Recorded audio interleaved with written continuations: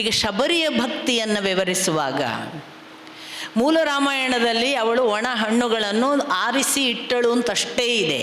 ಯಾವಾಗ ಬರ್ತಾನೆ ಗೊತ್ತಿಲ್ಲ, ಮತಂಗ ಮುನಿಗಳು ಹೇಳಿದ್ದಾರೆ ಬರ್ತಾನೆ ರಾಮಚಂದ್ರ ಅಂತ. ರಾಮಚಂದ್ರ ಬರ್ತಾನೆ ಅನ್ನುವ ಕಾಯುವಿಕೆಗೆ ಶಬರಿ ಅದನ್ನು ಜೋಪಾನವಾಗಿ ಹಣ್ಣುಗಳನ್ನು ಒಣಗಿಸಿ ಕಾಯಿಸಿಡ್ತಿದ್ಲು. ಯಾಕೆಂದರೆ ಹಣ್ಣು ಅದು ಹಾಗೆ ಕೊಡೋಕ್ಕೆ ಆಗಲ್ಲ, ಅವನು ಯಾವಾಗ ಬರ್ತಾನೆ ಗೊತ್ತಿಲ್ಲ. ಹಾಗಾಗಿ ಒಣಗಿಸಿ ಡ್ರೈ ಫ್ರೂಟ್ ಕಾನ್ಸೆಪ್ಟ್ ನೋಡಿ, ಅದನ್ನು ಪ್ರಥಮದಲ್ಲಿ ನಮಗೆ ಸಿಕ್ಕುವ ಹಾಗೆ ಅವಳು ಹೇಳ್ತಾಳೆ. ಅದನ್ನು ಡ್ರೈ ಮಾಡಿ ಒಣಗಿಸಿ ಕಾದಿಟ್ಲು. ಯಾವಾಗಲೂ ರಾಮ ಬರ್ತಾನೆ, ಸ್ವೀಕರಿಸ್ತಾನೆ. ಇದು ರಾಮನ ಕುರಿತು ವಾಲ್ಮೀಕಿಗಳು ಕೊಡುವ ಶಬರಿಯ ಭಕ್ತಿ. ಆದರೆ ಯಾವನೋ ಒಬ್ಬ ಭಕ್ತ